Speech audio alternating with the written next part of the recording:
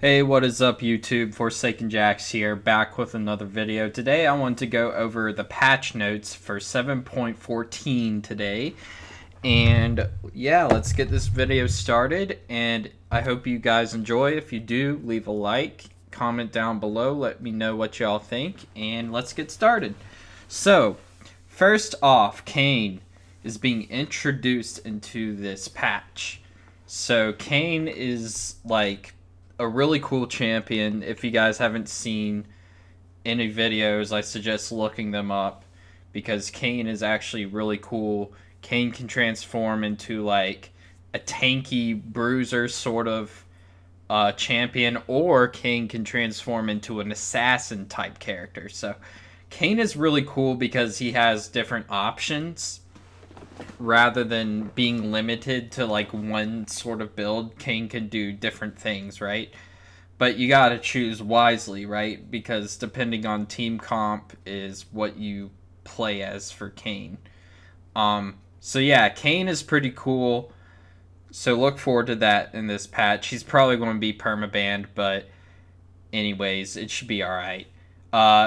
Next up, Alistar. Damage reduction now increased at every single rank, and now displays how much damage Unbreakable Will is negating per damage instance. Only visible only to Alistar and his attacker. Okay, that's pretty cool. I mean, a good buff to Alistar. I play some Alistar support, if you guys didn't know that. So that's good. Caitlyn getting a nerf. Thank God. She needed that. Attack speed growth. I think it was kind of dumb how Caitlyn had really good DPS in terms of like attack speed, like attacking really fast. I think Caitlyn kind of needed that nerf because she's meant to be like doing like massive damage on her attacks, right? Like she's supposed to snipe people, not like a sniper doesn't really just like attack super fast. So I always thought that was weird, so I think this is a good nerf. This is in the right direction. So hopefully she won't be as overpowered now. Cho'Gath. Cho'Gath is getting a really good rework right here. Like it's a small mini rework along with the rework he's gotten before. So his Vorpal Spikes is now on a cooldown. Cost mana. It's like, I think it's like an activation spell now. Like you just activate it and then it goes on cooldown after you use it. It now has base damage with ability power scaling. That's unchanged though. Now has max health damage. 4% targets max health plus 0.5% per feast stack. So Cho'Gath is really going to scale well with feast stacks. Like if you get as many feast stacks as possible, you're going to do more and more damage with this ability, which is really cool. Honestly, I like how they're adding that mechanic into Cho'Gath's kit rather than, okay, get your feast stacks and you'll get more tanky, right? I think this is better. Now has a slow, which is very nice. Gain 50 extra basic attack range, and now resets Cho'Gath's basic attack timer, which is really good too. And now correctly applies Hunter Talisman's health drain, so Cho'Gath jungle is going to be better. That's good. Rupture, getting a small nerf damage-wise, but getting a buff overall, I'd say, because 60 mana is huge for Rupture. Like, now Rupture, I think Rupture is the way to go on Cho'Gath. I've seen Balori play Cho'Gath, and he maxes Q all the time. And it just does so much damage with Cho'Gath. Like, this is like the better way to go. So, he's only getting 5 damage less at max rank. Like, that's not a significant difference at all. Like, 5 less base damage is nothing. And his W is getting buffed. Silence duration is getting buffed. So that's pretty good for the early ranks. So yeah, Cho'Gath is actually looking pretty juicy this patch. I might start playing him. Diana. So this is something I was looking forward to because I play a bit of Diana. Um, Now, on spell casts, she gets 20% attack speed for her next 3 attacks, increasing with Moonfall's rank, which is her E, if you guys did not know. Which right here, new attack speed increases Moon Silver Blade's attack speed bonus to 50, 60, 70, 80, 90%. So when you have a rank in this, you're getting a lot of attack speed, like just with one rank by itself. So this is actually going to be pretty good in my opinion. Now her W costs 20 less mana, which is really good for laning phase and for jungle. Like, you're going to have better clears because you're not going to depend on mana so much. So that's a good buff too, because it's like 55 mana instead of 70, because usually what people do is they put like 2 ranks into her W and they just leave it at that. Then they max out Q. For jungle, for what I've seen, that's what people do. Like, they go W first, then they go Q, and then they put another rank into W. Rank 4, I guess they get E, and then they just max out Q, and then they put points into W. So that's really good. And now Moonsilver Blade's attacks also restore mana equal to 15% of Diana's ability power, which is really good too. Like, Diana's getting a really good buff, and so look forward to her this patch. And the cooldown's getting lowered on her Q, so early game she's going to be a bit stronger, I'd say. Like, she's going to have a bit more in her kit, and having that mana restoration is very nice. Fiora finally getting a nerf. Needed. Very well deserved. This champion was pretty insane for top lane. Like, one of the top tier picks. So now she only gets 15, 20, 25, 30% bonus move speed from 20, 30, 40, 50% on her passive. And her ultimate no longer grants movement speed while near the target. So that's good. It's a pretty good nerf. It's in the right direction, but we'll see, like, if it's enough. She's still going to do a lot of damage, so keep that in mind. Garen getting a small rework as well. Instead of having a 3 rank passive, now he has, at levels 1 and 11, he gets 2%, 8% max health per 5 seconds now. So at level 11, you'll get your 8%, but you don't get 10% anymore, which can be, like, arguable as a nerf in a sense, but at the same time, you're getting it earlier into the game. Like, 8% from 4%, that's doubled. So this is a buff overall. This is a pretty big buff. 9 4 seconds out of combat timer now at levels 1 and 11. Keep that in mind. He doesn't have his 16 anymore. So he's getting his 4 seconds, like, earlier instead of at level 16, which is very good. Like, Garen's going to be more effective mid-game from what it looks like. And new Demacian Boldness. Regeneration increases the 4/16% max health per 5 seconds when Garen is below 25/50% max health at levels 1/11. So, levels 1 and 11, he gets this.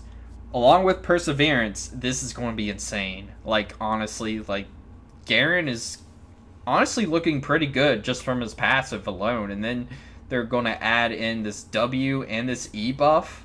His W now displays, okay, that's clarity. That doesn't really matter. It now displays how much damage Courage is negating. Okay, cool.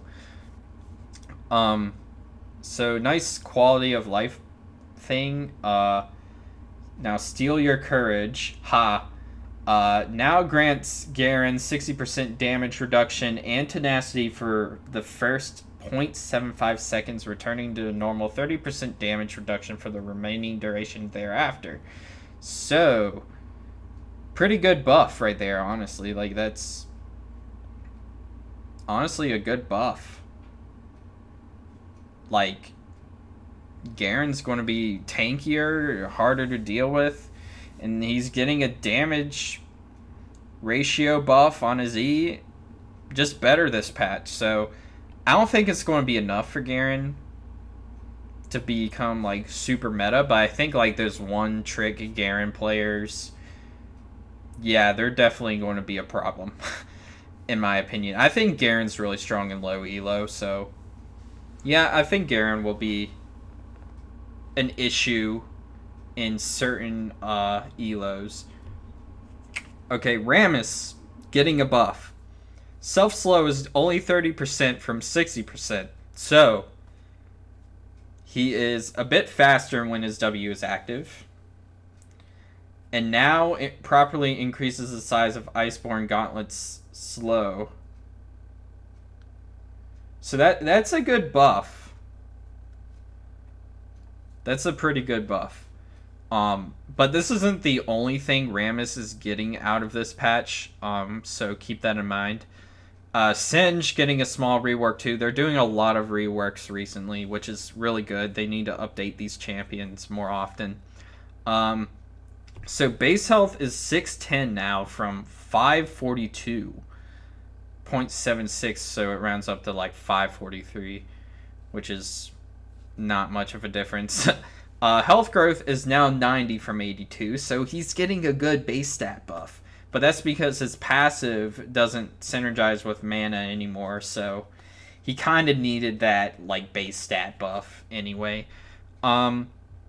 So new passive, when Singe passes within 225 range of a champion, he drifts off of them, gaining 20% bonus move speed for 2 seconds. This effect has champion unique 10-second cooldown. But he no longer gains health based on his max mana, which kind of sucks in a way, but at the same time, like, he's going to be more annoying to deal with because he's going to get more move speed. So they're kind of like making the champion like more of a nuisance now, which is cool. They're nerfing the base damage on his Q, but buffing the ability power and updating the particle size, whatnot. Area duration on his W is only 3 seconds now, and now grounds units within the Mega Adhesive Puddle. Slow is 40% at all ranks instead of increasing with rank.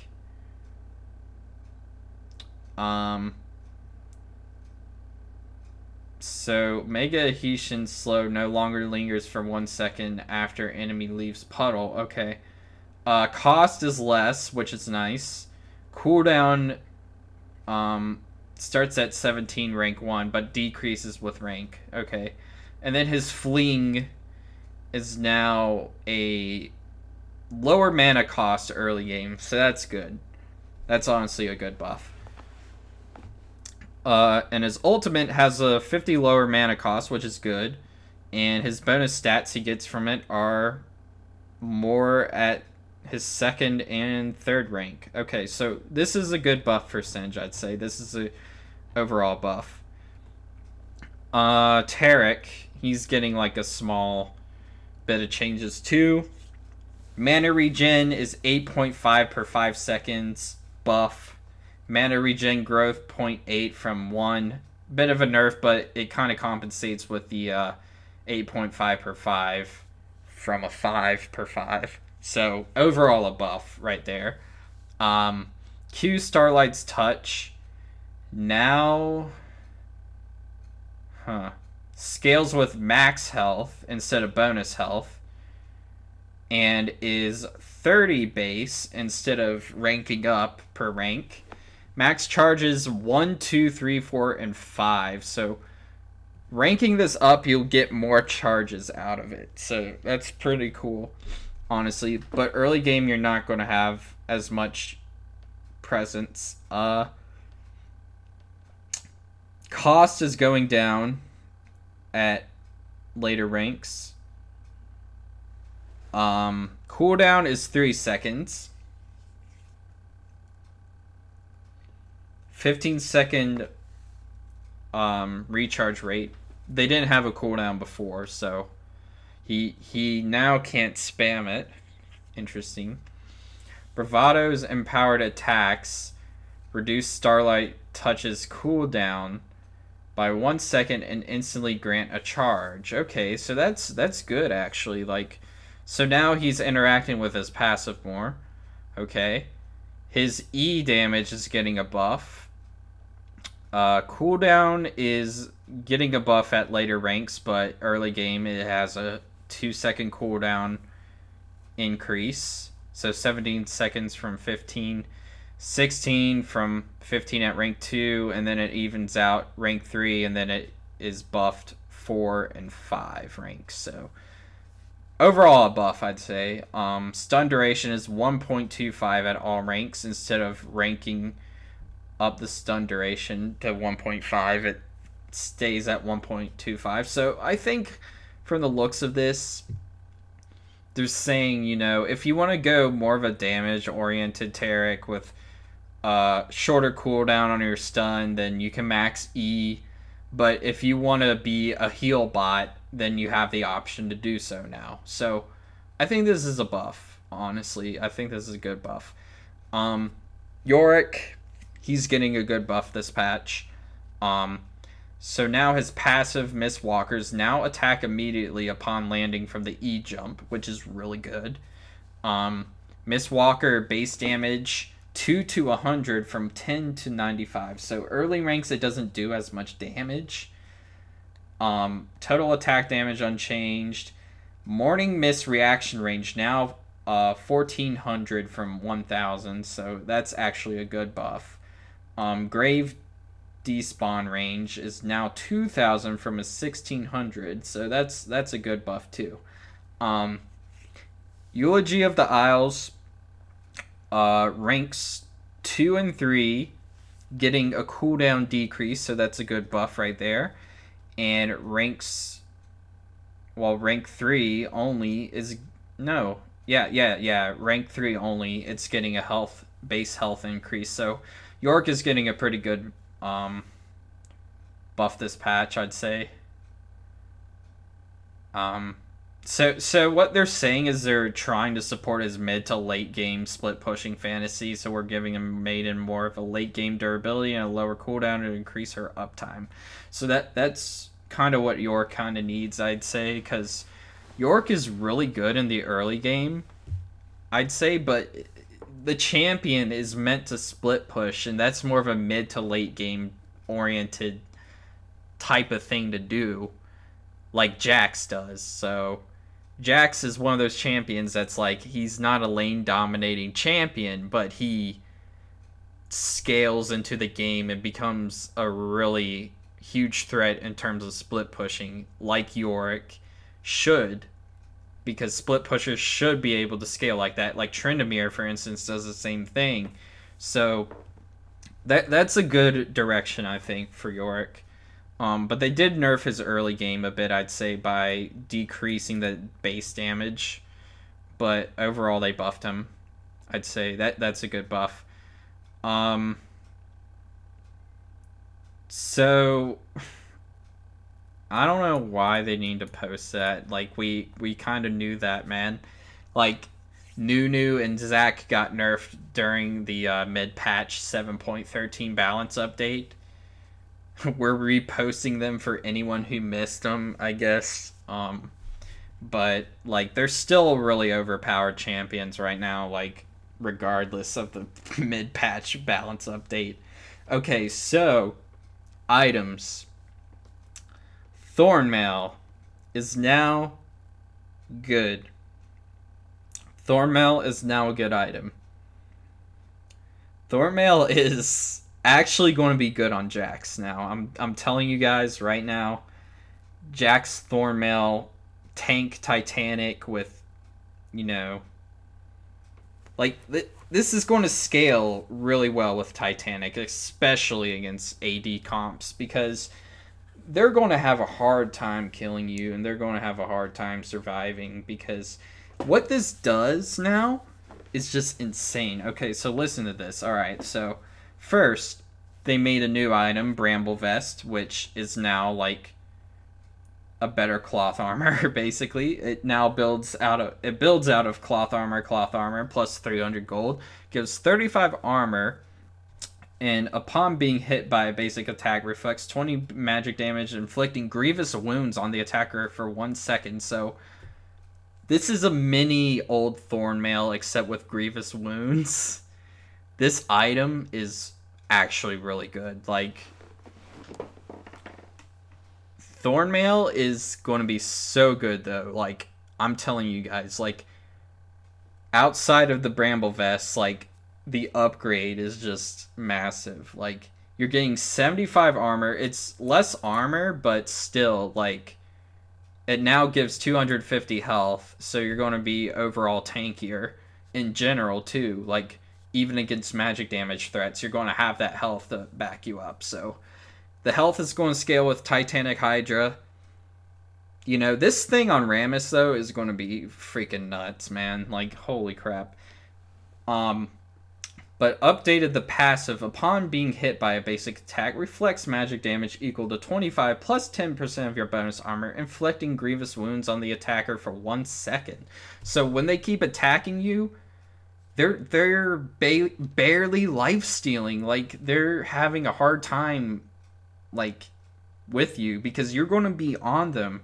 Like, imagine your JAX. You're going to be on them. They're not going to, like, really life steal through you. You're going to, like, just whap at them, and they're dead. Like, they can't lifesteal through your damage now, and you're going to deal damage to them. This is actually a good buff. This is a really, really strong item this patch. I'm telling you guys this right now. Like, if you guys don't believe me, say whatever you want, you know, whatever. I don't care.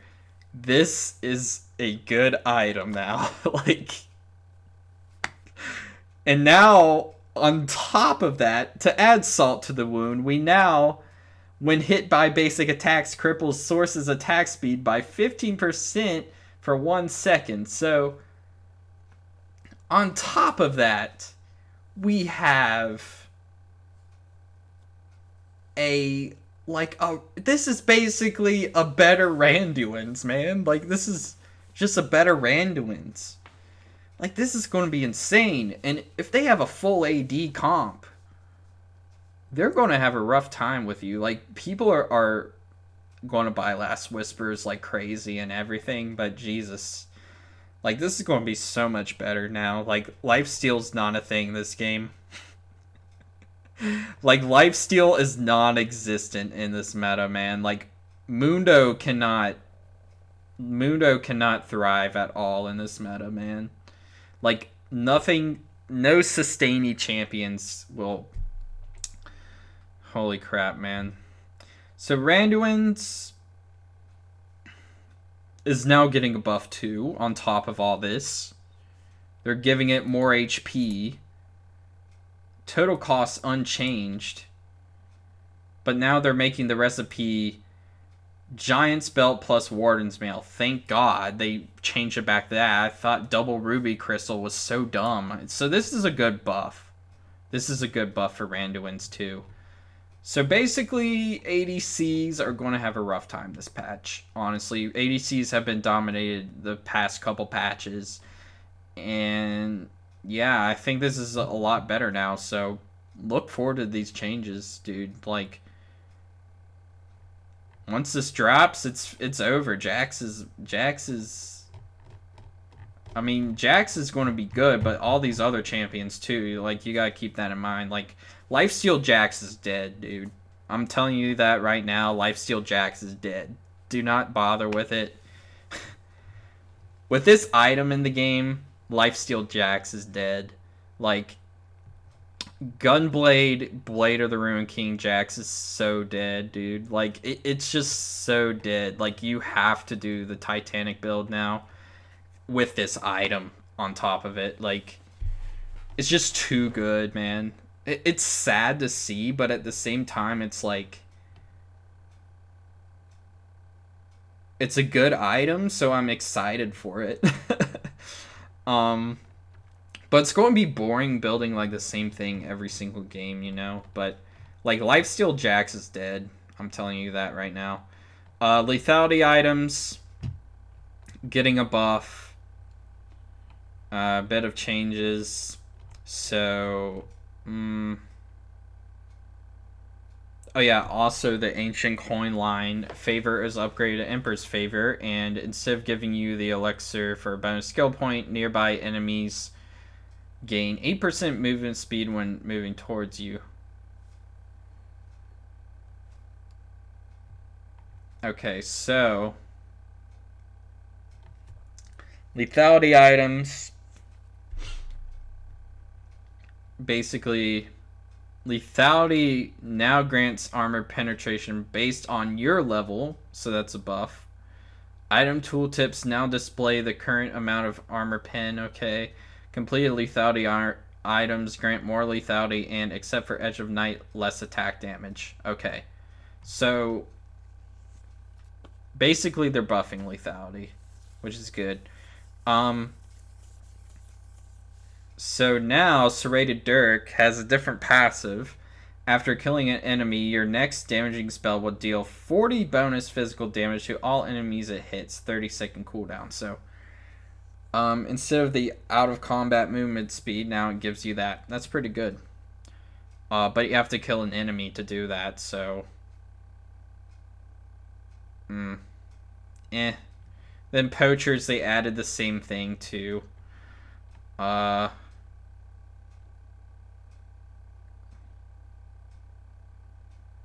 So, wait a second. Does it mean just killing, like, an enemy unit? Because if you kill an enemy unit...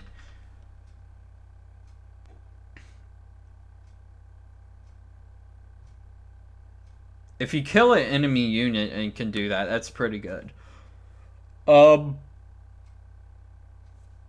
Duskblade getting a buff. Lethality now 18 from 15. Attack damage down by 10. No longer grants out-of-combat move speed. Now grants 10% CDR, which is really good. Lower cost. Nice. Serrated Dirk, Caulfields instead of Serrated Dirk, BF Sword.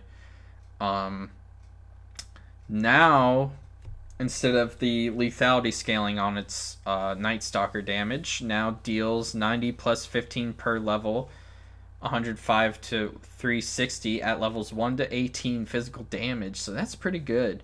Night Stalker now slows the target by 99% for 0.25 seconds. Okay.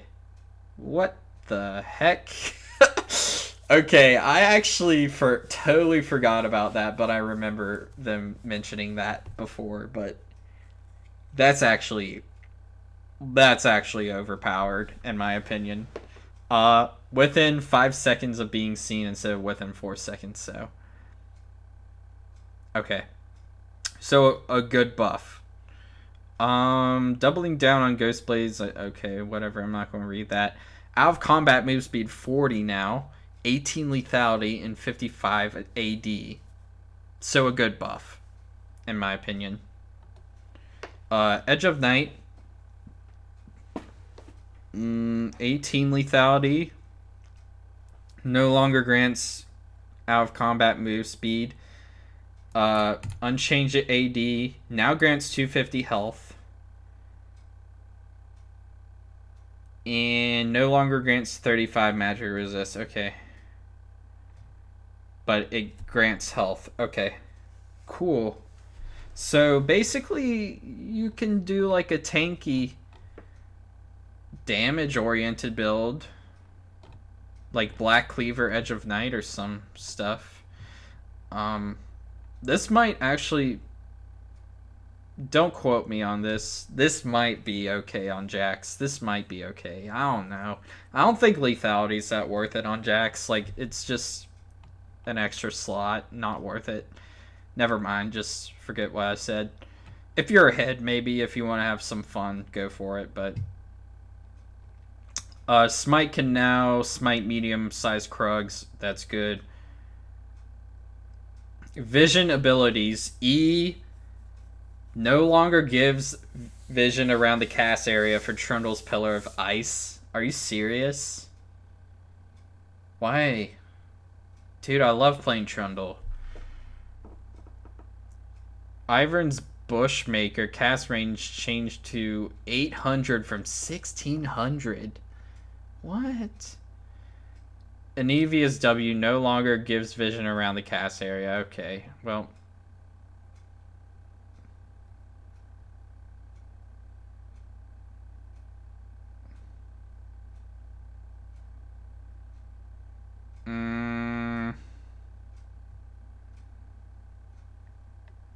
Okay, rank flex changes, rotating game mode, dark star, bug fixes, upcoming skin chromas, pool party flora, pool party graves, I can't pronounce things, and pool party Lulu.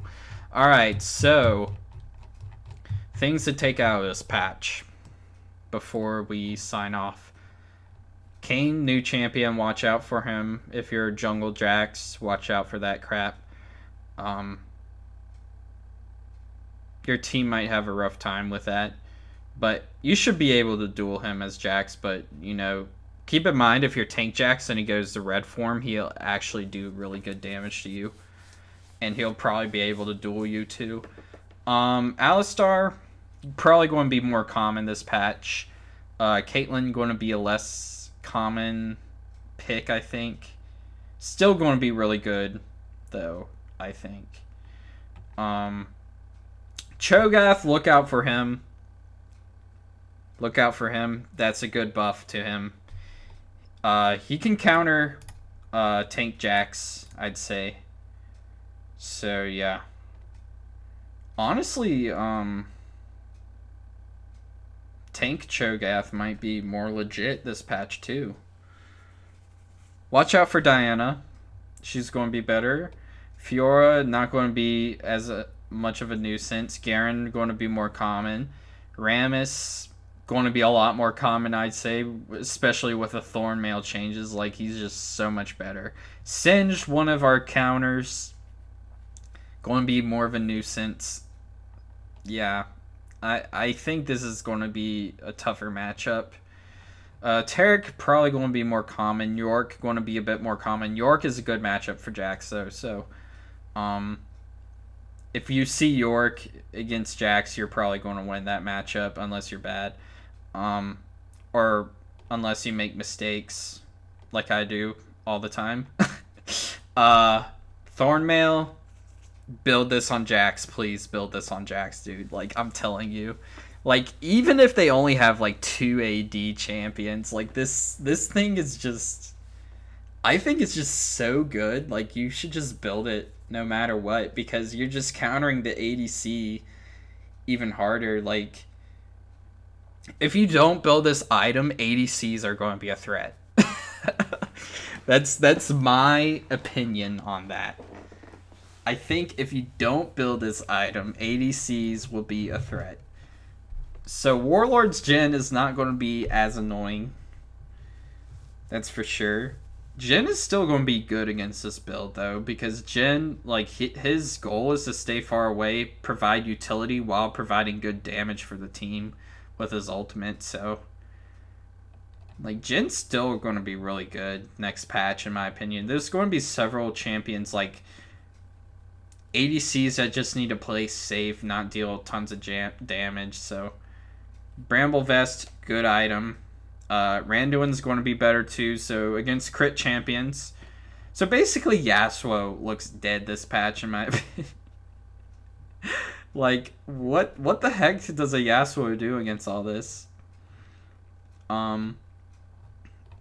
Definitely be on the lookout for assassins too, and your clear is going to be a bit smoother with the Krug changes. So yeah, that's it. I hope you guys enjoyed the video. As I said at the start, if you enjoyed, hit that like button, and, you know, comment and subscribe to the channel if you want to see more content. Peace out, and I'll see you in the next video.